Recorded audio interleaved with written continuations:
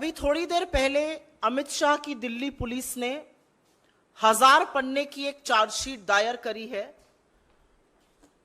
यौन शोषण के गंभीर आरोपों में घिरे हुए ब्रजभूषण शरण सिंह के खिलाफ। भाजपा के बाहुबली नेता, रेसलिंग फेडरेशन के चीफ, भारतीय जनता पार्टी के सांसद अमित शाह की आंखों के तारे। इस 1000 पन्ने की चार्जशीट में करीब 500 पन्ने में दिल्ली पुलिस ने बेशर्मी की हर हद पार करते हुए यह साबित किया है कि कैसे यह पॉक्सो का मामला नहीं है और पॉक्सो के मामले में अपनी एफआईआर का कैंसिलेशन कराया है और क्लीन चिट दी है ब्रजभूषण शरण सिंह को। मैं आपके सामने एक बात रखती हूं और यह फैसला देश की जनता करेगी। एक अवयस्क लड़की इतने बड़े आदमी के खिलाफ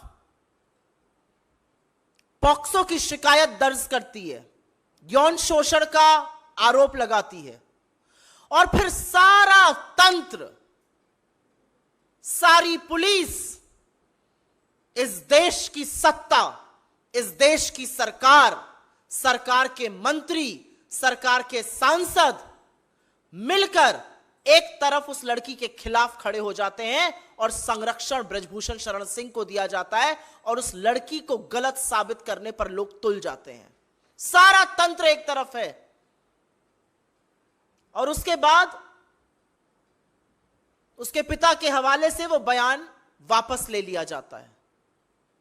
यह देश की जनता तय करे कि क्या प्रभाव के तहत यह किया गया, क्या सत्ता का दुरुपयोग किया गया, क्या सारा तंत्र एक आदमी को बचा रहा था। क्योंकि अब एक बात साफ है, भारतीय जनता पार्टी का जो नारा है बेटी बचाओ बेटी पढ़ाओ, वो है बेटी डराओ और ब्रजभूषण बचाओ।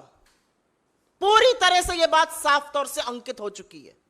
मैं आपसे पूछना चाहती हूं, पॉक्सो का जब गंभीर आरोप किसी के खिलाफ लगता है तो तुरंत कार्रवाई की मांग होती है और वो कार्रवाई होती है तुरंत हिरासत में लिया जाए। 45 दिन तक ब्रजभूषण शरण सिंह से पूछताछ तक नहीं करती Delhi police. Delhi police FIR तब दर्ज करती है जब सुप्रीम कोर्ट हस्तक्षेप करता है। दिल्ली पुलिस हिरासत में नहीं लेती, पूछताछ नहीं करती। ये एक बाहुबली व्यक्ति है, इसको आजाद घूमने और छोड़ दिया जाता है कि ये जाए और किसी भी विटनेस को टैंपर करे, किसी भी विक्टिम को डराए।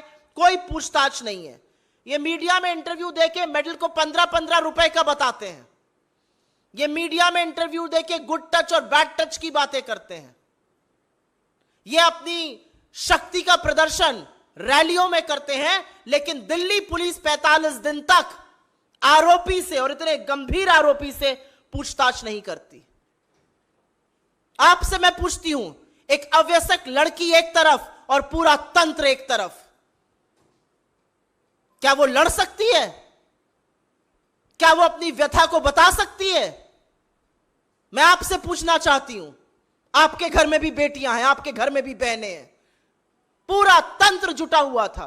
आज चार्जशीट फाइल होती है, लेकिन खेलकूद के मंत्री ने तो पहले ही भविष्यवाणी कर दी थी कि 15 तारीख तक चार्जशीट फाइल हो जाएगी। क्यों? उनको कैसे पता था? यह चार्जशीट दिल्ली पुलिस ने लिखी है या इस चार्जशीट को लिखने का काम भाजपा के कार्यालय में किया गया है? और कौन है दूसरी तरफ?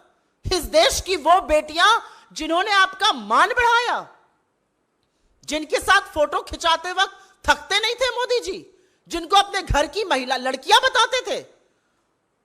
50 दिन से ऊपर हो गया, एक शब्द इस देश के प्रधानमंत्री से नहीं फूटा।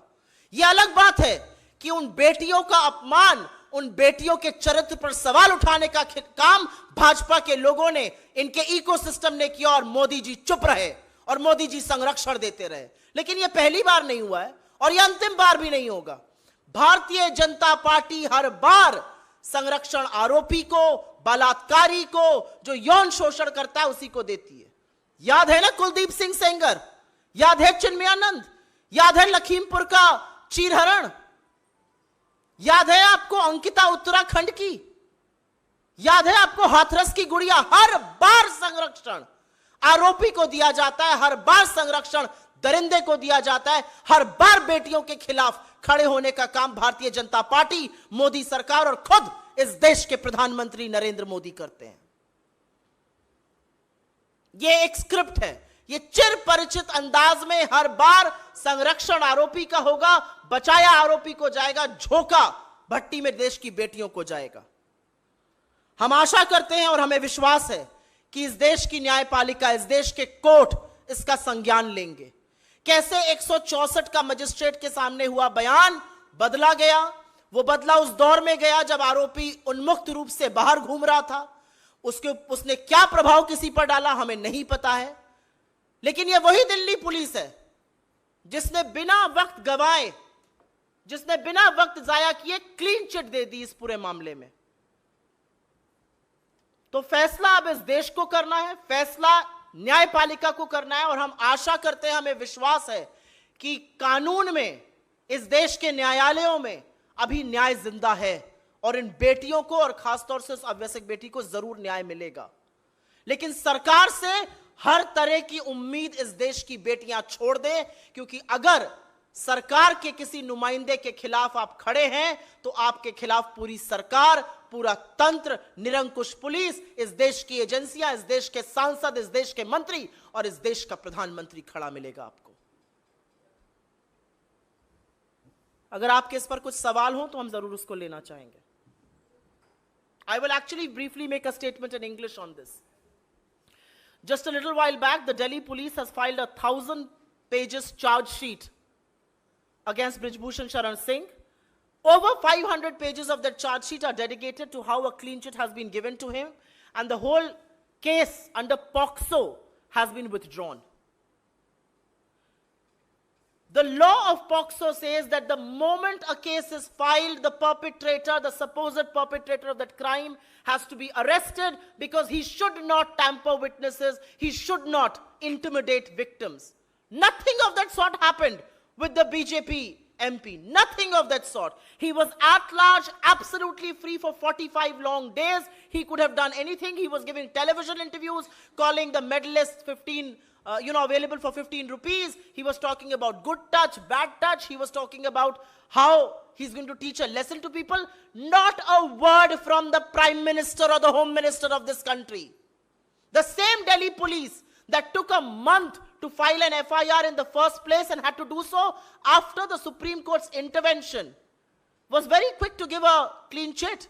But the reality is that when you have a man as strong and as powerful as Brijbhushan Sharan Singh, and the entire government, the entire system, the agencies, the police, the MPs, the ministers, all standing with him, what chance does a minor girl have to seek justice?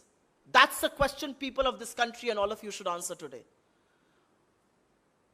I also think it's a pattern, it's a script. Whenever there is a crime against women, whenever, the BJP will always be found standing with the perpetrator of the crime and never with the girl. You begin with Kuldeep Singh Sengar, you go Hathras, you go wherever. A woman means she's alone, because the government, Modi, is solidly the perpetrator of crime, and this is no exception either. But we do hope that the courts in this country are going to take cognizance of this matter. The courts of this country will take cognizance of the matter that for 45 long days, the MP was not questioned once. The courts will take cognizance of the fact that the magistrate statement changed twice. Under what circumstances, the courts will look into this. The courts will take cognizance of the fact that India's most decorated athletes were brutally beaten up by the same Delhi police, intimidated, dragged on the streets of Delhi, and the government kept absolutely quiet. That's the reality of this case. The Delhi police, along with its Master-in-Chief Amit Shah, stand exposed. But today I hate to say that the man who stands exposed completely before this country is India's elected Prime Minister, Narendra Modi, for his complicity, for his silence, and for the patronage he offers to perpetrators of crime.